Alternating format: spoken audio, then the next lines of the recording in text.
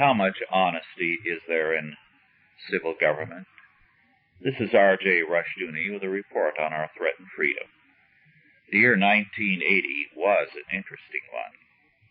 As one columnist pointed out, more congressmen were convicted than members of the mafia, and more than a few evidences of dishonesty in high places were revealed.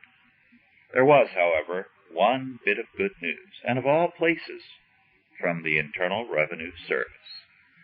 The IRS audited the personal returns of some of its own auditors. Not many of us have a good word for the IRS, but this audit does deserve one. The results were very interesting.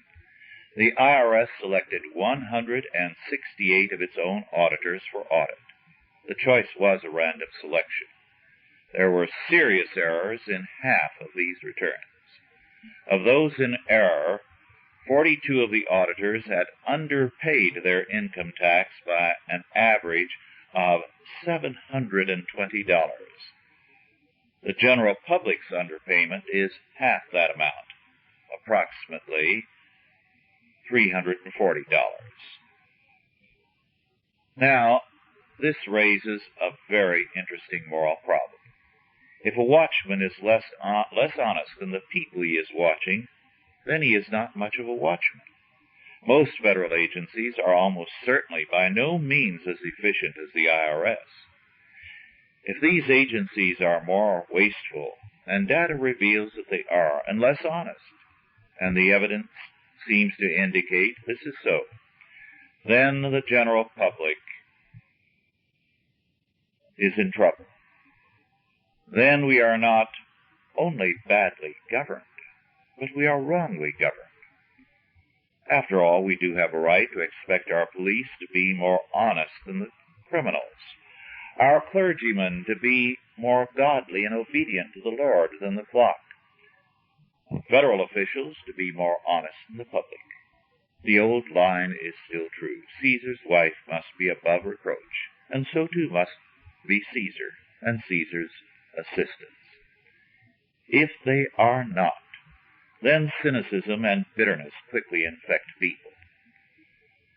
At one time, the idea was commonplace that the function of civil government is to be an umpire or referee, not taking sides, but administering even-handed justice. Now, federal and state governments and agencies have become the rule makers, coaches, players, and manipulators. They are no longer like arbitrators in a game. They own and control the game. The result is social disorder. Our present scene is marked by distrust and cynicism. In recent years, one president campaigned for office on the promise of bringing us together, only to divide us all the more. No party nor man can bring us together, especially not so when no one shows any trust, nor can, with any common sense, show trust in man.